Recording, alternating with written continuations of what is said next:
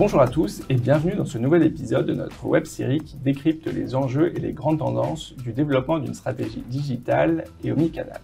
Aujourd'hui, j'ai le plaisir d'accueillir Marie-Pierre Bonnet-Desplan, qui est avocate, associée, responsable du département concurrence et distribution, et Jérôme Larochette, qui est associé au sein d'EY Parthénon et associé en stratégie et transformation commerciale.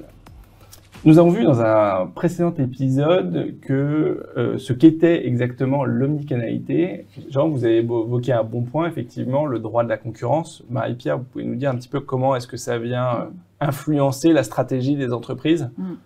Alors aujourd'hui, c'est essentiel.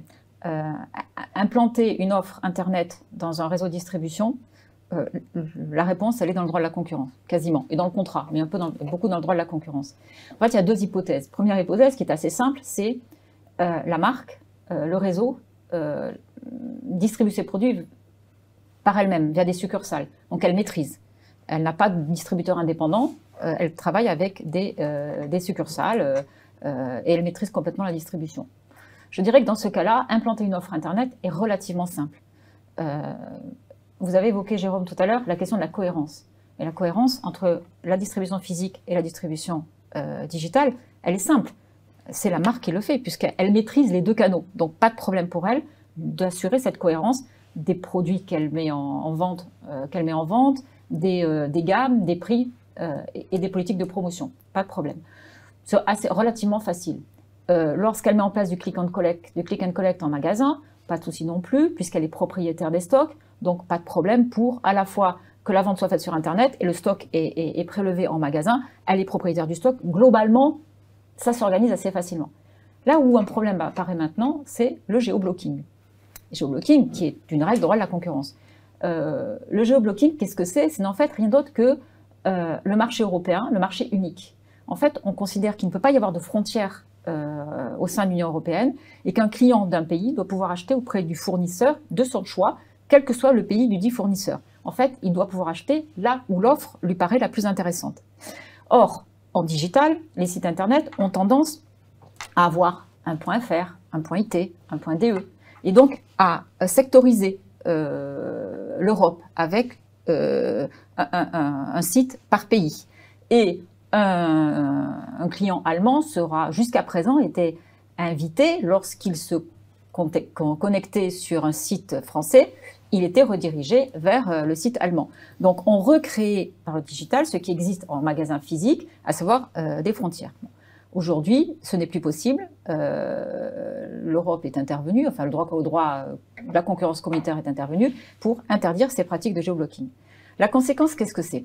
La conséquence, c'est que finalement, dans la mesure où on ne peut plus avoir de frontières dans l'offre digitale, est-ce qu'il sera encore possible d'avoir des frontières et donc des politiques commerciales différentes dans l'offre physique? En d'autres termes, le consommateur allemand qui voit que le produit est en vente à tel produit sur le site français, est-ce qu'il va comprendre que la politique commerciale physique en magasin physique en Allemagne est différente?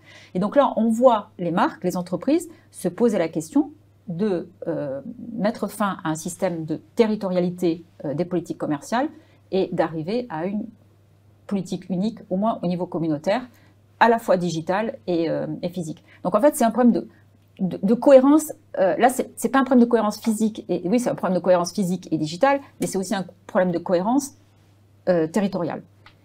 Et pour illustrer votre point, Amazon, typiquement, pousse beaucoup les industriels aujourd'hui à aller dans cette direction, souhaitent avoir des contrats pan-européens, des conditions harmonisées entre les pays. Donc évidemment, les industriels réagissent en disant il y a un risque d'alignement des prix vers le bas, d'alignement des politiques vers le pire, etc. Donc il y a un peu un effet de résistance au changement de la part des grandes marques. Mais en effet, on voit une tendance de fond qui est beaucoup tirée par Amazon en ce moment. Clairement. Donc là, effectivement, on a abordé le cas où l'entreprise, le groupe avait un réseau intégré et donc maîtrisait l'ensemble de son réseau de distribution. Mais que se passe-t-il lorsque le réseau est composé d'indépendants?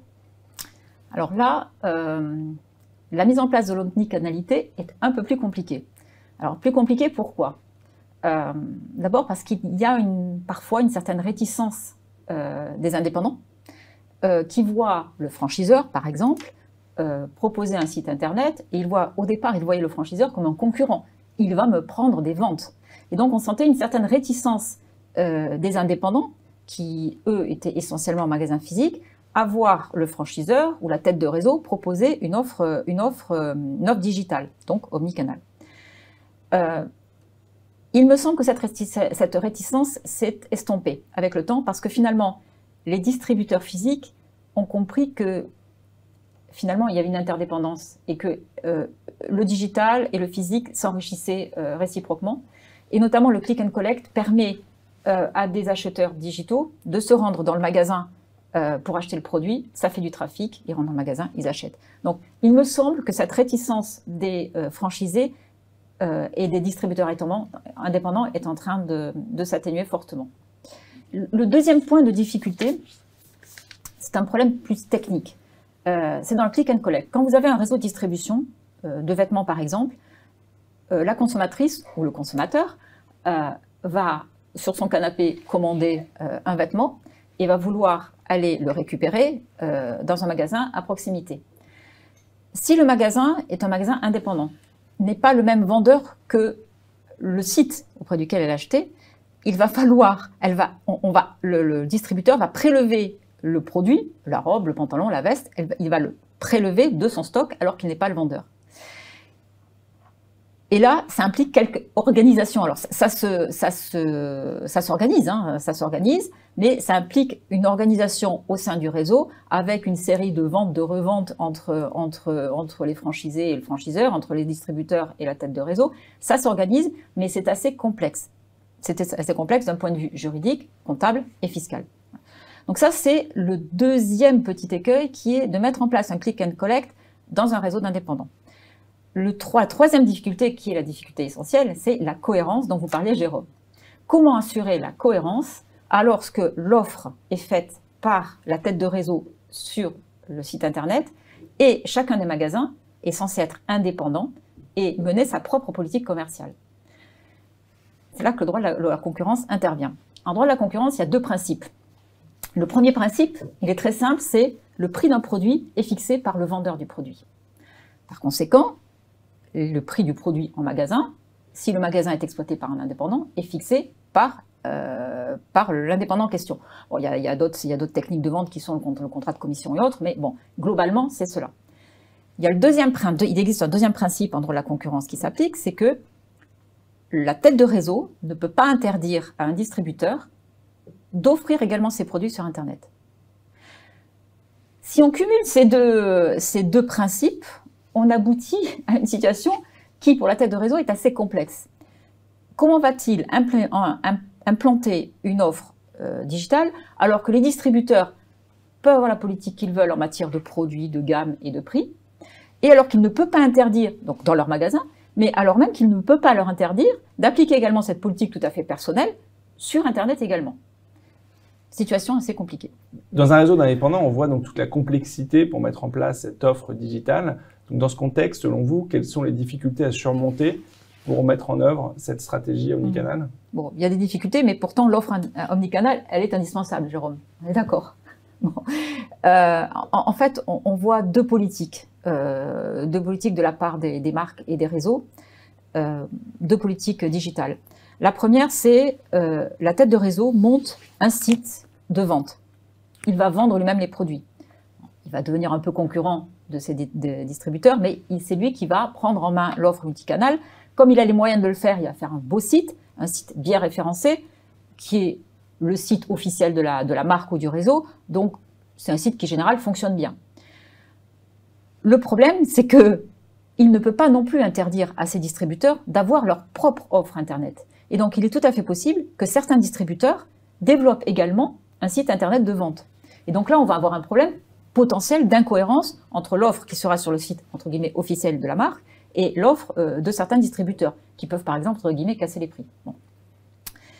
Alors, si le distributeur est un petit distributeur, qu'il a un site qui est confidentiel, il ne représente pas un vrai danger. Pourquoi? Parce que son site, il sera introuvable.